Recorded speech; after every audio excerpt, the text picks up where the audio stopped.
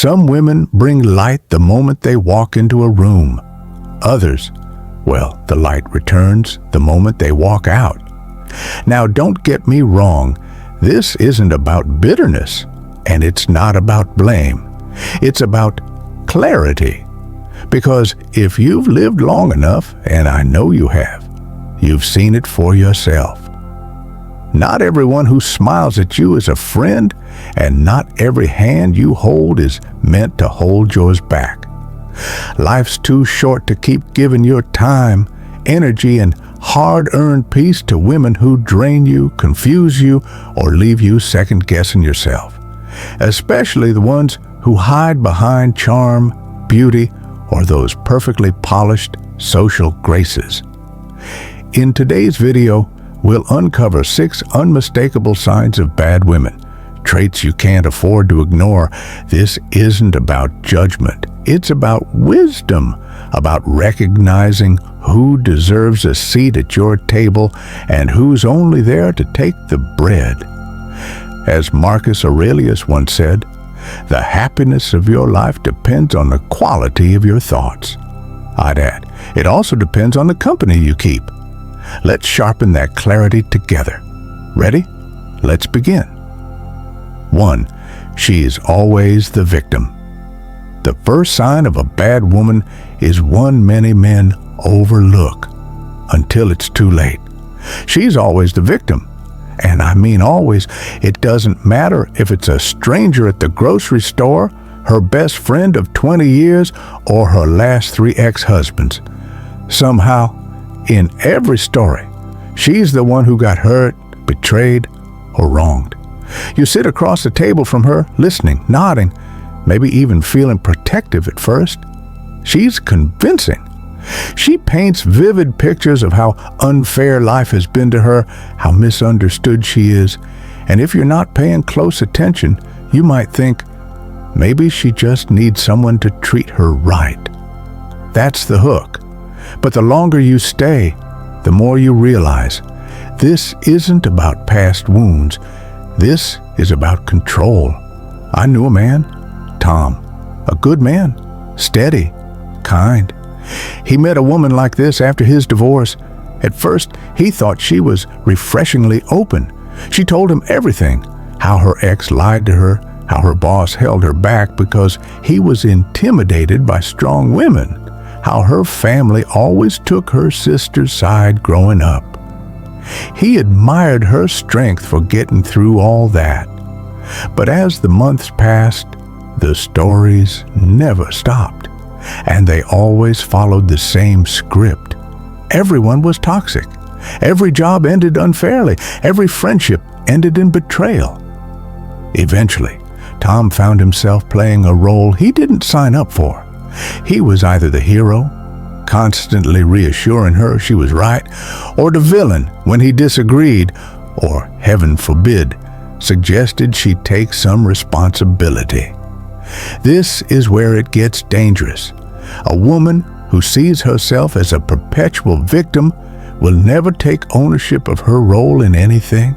She will rewrite every situation to suit her version of the truth. And if you get close, you'll be dragged into that narrative, often as the next source of her suffering. You'll be the one who let her down, the one who never really understood her. It's a cycle, and it's exhausting. Stoicism teaches us that we cannot control other people. We can only control ourselves. Marcus Aurelius said, "You have power over your mind, not outside events. Realize this, and you will find strength." But the woman who clings to victimhood refuses that power. She surrenders to life circumstances and demands that everyone else bear the weight of her emotions. She will drain your energy, your patience, and, if you're not careful, your peace of mind. So what do? You recognize it for what it is. You stop playing the rescuer. You don't take responsibility for someone else's wounds that they refuse to heal. You stay grounded in reason, not emotion. You offer compassion, but you keep your boundaries, and if the stories never change, you step back, quietly, firmly. Stoic wisdom reminds us that peace is found within. And if someone repeatedly pulls you into chaos, it's not unkind to walk away. It's wise. 2, she's addicted to drama. The second sign is one you'll feel in your gut before you see it with your eyes. She's addicted to drama. And I don't mean the occasional emotional outburst. We're all guilty of those now and then. I'm talking about a woman whose entire life seems like an endless stage play, one she's directing, starring in, and rewriting by the hour. If life around her gets too calm, too steady, she'll find a way to light a match and burn it down, just to feel alive again. To her, peace is boring. Stability makes her restless. And without even realizing it, you'll be pulled into a cycle of conflict, confusion, and emotional chaos that never seems to end. The pattern usually starts small. Maybe one day she's upset because you were distracted while she was telling a story, or you didn't text back quickly enough. Suddenly, it's proof you're pulling away. What was a quiet evening turns into an argument you didn't see coming. You spend hours trying to explain yourself, apologizing for something you don't fully understand, and by the end of it, you're the one exhausted, while she seems strangely energized. That's the thing about people who thrive on drama. It gives them a sense of control. Chaos becomes their comfort zone because it keeps them at the center of attention. The world spins around their emotions, and everyone else is left trying to keep up. From a Stoic point of view, this behavior makes perfect sense when you strip it down. Seneca once wrote, "An angry man opens his mouth and shuts his eyes." And this applies here. A person addicted to drama isn't interested in truth or resolution. She's interested in the feeling of power that comes with stirring emotions, whether her own or yours. She loses sight of reason because she's blinded by impulse and emotion. She's not looking for harmony, she's looking for stimulation. And if you happen to be the nearest source of it, you'll be caught in a crossfire. The real danger for you is how easy it is to get swept up in it. You may tell yourself that you're helping, that you're calming things down, but you're not. You're playing your part in her drama, whether you mean to or not. And over time, it chips away at your peace, your clarity, and eventually, your sense of self. You become reactive, anxious, walking on eggshells, wondering what will trigger the next storm. And when a man loses his inner stillness, he loses his greatest power. The solution? Distance. Not necessarily physical at first, but emotional. Step back. Let the waves crash without jumping in to save anything. Observe, but don't participate. As Epictetus taught, we can't control others. We can only control how we respond. And sometimes, the wisest response is silence, space, and the refusal to engage in someone else's chaos. You're not obligated to be an actor in anyone's drama. Your role as a Stoic man is to remain grounded, steady, and, above all, free. 3. She controls through guilt. Did you know that guilt is one of the most effective tools of psychological control? Studies show it activates the same regions of the brain associated with physical pain. That's why it feels heavy. That sinking feeling in your chest, the tightness in your gut. It's not all in your head. And some women, the wrong women, know exactly how to pull those strings. The third sign of a bad woman is this. She controls through guilt, not directly, not openly, but in quiet, calculated ways that make you second-guess your own decisions. At first, it seems like she's just sensitive. Maybe she gets upset when you cancel plans to focus on something important at work. Maybe she goes quiet when you suggest taking a little time for yourself. You think she just needs reassurance, so you offer it. You cancel your plans. You rearrange your priorities. And each time, you give up a small piece of yourself to avoid seeing that disappointed look in her eyes. You know the one. It says, "I thought you were different. I thought I mattered more." She never has to say it out loud. Her silence is enough. Her sigh is enough. You start to feel like you're failing her. Like no matter how hard you try, it's never quite enough. And here's the tricky part. You don't even realize it's happening until you've already crossed your own boundaries. You're no longer making decisions based on reason or values. You're reacting, trying to avoid the feeling of guilt that creeps in whenever you do something for yourself instead of for her. And this is how she keeps control. Guilt becomes the currency she trades in, and the more you pay, the more she demands. Not always with words, but with gestures, moods, and the careful withdrawal of affection. You find yourself explaining your choices more than making them. You become the villain in her story if you don't meet unspoken expectations. Slowly, you stop being yourself and start playing a role she's written for you. Stoic philosophy has an answer for this. Epictetus said, "No man is free who is not master of himself." And this is the core of it. When you allow guilt to guide your actions, you've already surrendered your freedom. Guilt clouds judgment. It pulls you into a cycle of appeasement where you lose sight of your own purpose and values. The solution isn't to fight or argue. It's to set clear, steady boundaries, to act from reason, not from fear. You offer what you choose to offer, not because you're avoiding punishment, but because it aligns with who you are. And when she tries to pull on those old strings of guilt, you remain still, calm, resolved. A man who knows his values, who stands firm in them, is free. And freedom is something no amount of guilt can ever take from you unless you give it away. 4. She lacks empathy. The fourth sign is one that often reveals itself when life takes a hard turn.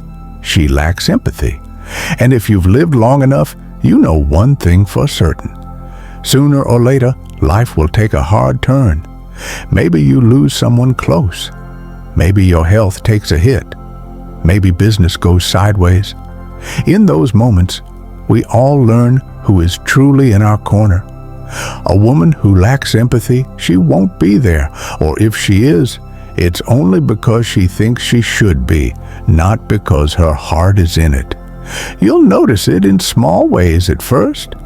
Maybe you mention feeling worn out after a brutal week, and she glances up from her phone for half a second before steering the conversation back to something about her day, usually something trivial. Or perhaps you share something personal, something that took a bit of courage to open up about, and instead of leaning in, she brushes past it like it's just another line in a casual conversation. There's a distance there. You feel it. It's not just that she doesn't understand. She doesn't care to. A man I know, someone I respect, once told me about a woman he dated after his wife passed away. At first, she seemed supportive. But when the real weight of his grief surfaced, when he needed someone who could just sit with him in the quiet and be there, she became uncomfortable, restless, impatient. She didn't have the emotional range to meet him where he was. Instead, she changed the subject. She offered shallow reassurances, And then she steered things back to herself, her plans, her problems, her life. Eventually, he realized he was lonelier with her than he was by himself. And this is where we bring in Stoic thought. Marcus Aurelius wrote, "Waste no more time arguing what a good man should be. Be one." But I'd offer this addition: waste no more time hoping someone will become something they are not. Empathy isn't something you can teach or coax out of someone. It's either there or it's not. And when it's missing, you'll feel it in your bones.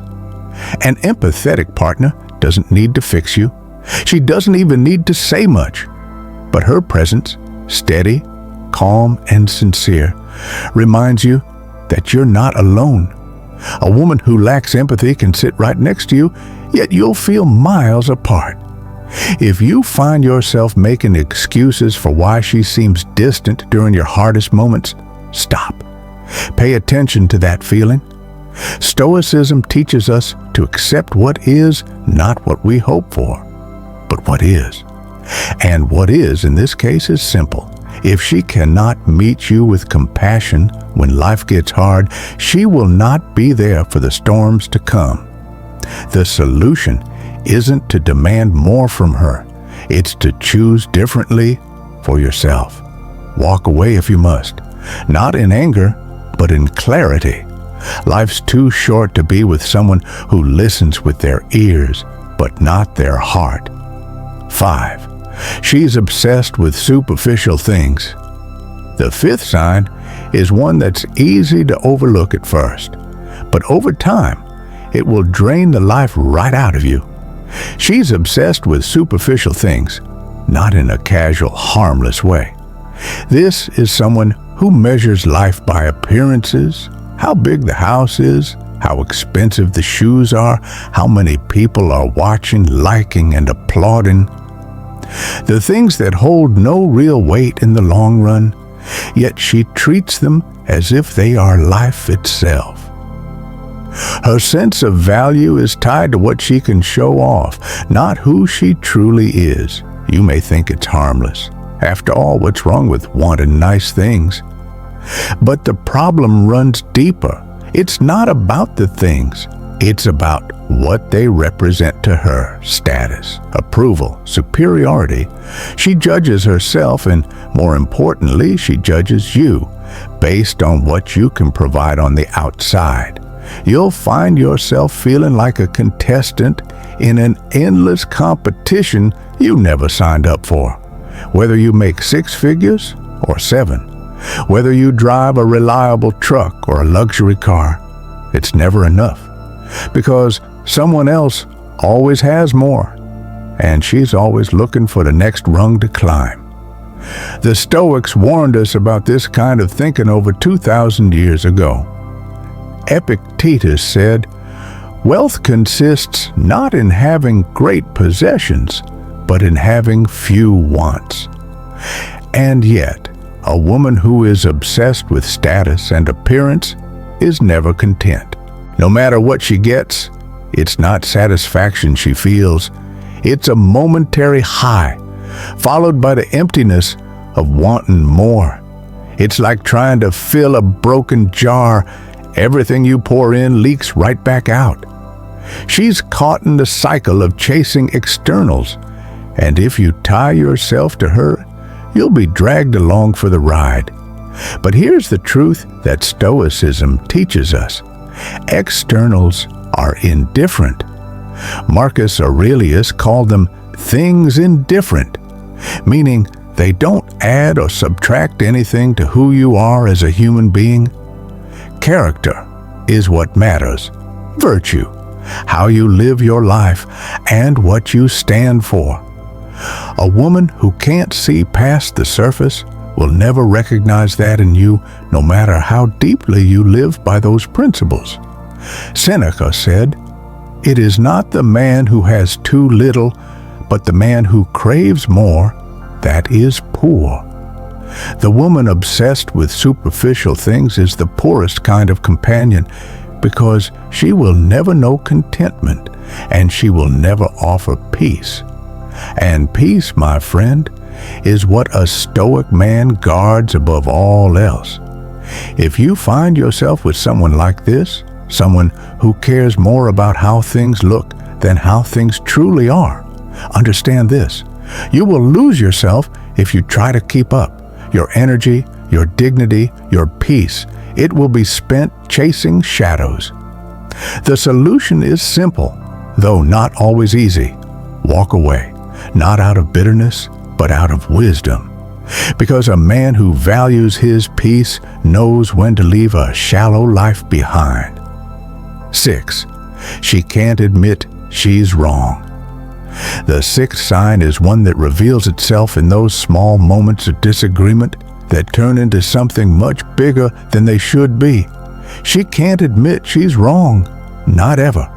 You could lay out every fact, explain your side with calm reason, even show proof so obvious a child would understand it.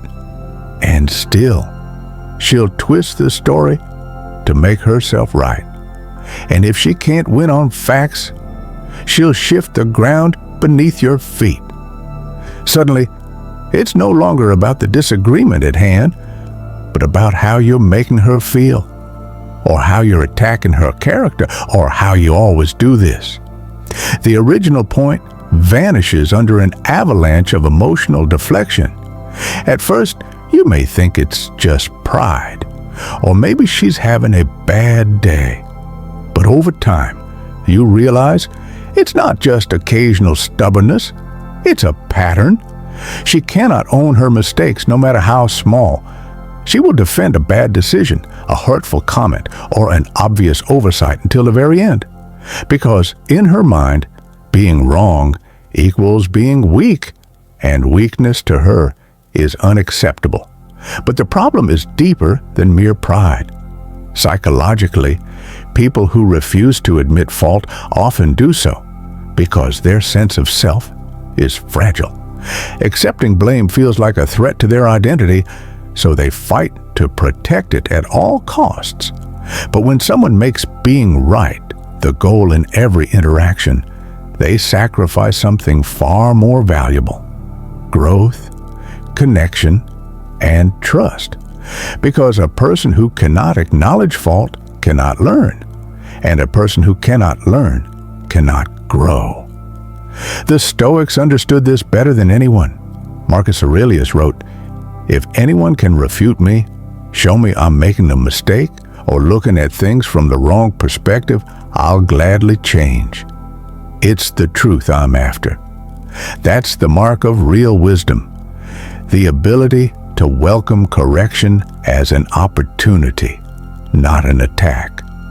When you find someone who rejects that principle, you'll find yourself in a relationship where your perspective is always under suspicion, and the weight of being the reasonable one always falls on your shoulders. That burden is exhausting, and it's lonely. A relationship like this becomes less about connection and more about control. And the irony? By refusing to admit fault, she loses the very thing the Stoics believe gives life its purpose: the pursuit of truth. If she can't say the simple words, "I was wrong," she's not just protecting her pride, she's walling herself off from growth, understanding, and ultimately from love itself. For a Stoic man, this is where clarity becomes essential. You must choose humility and truth in your own life, and you must choose a partner who does the same. Not because she's perfect, but because she's willing to be imperfect and brave enough to admit it.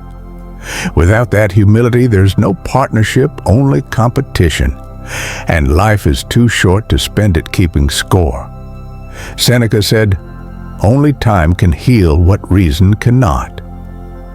But in a relationship where reason is never allowed a seat at the table, time only makes things worse. The solution? Seek someone who knows that saying "I was wrong" isn't a weakness, but one of the highest forms of strength. And if she can't offer that, then in truth, it's time to walk away.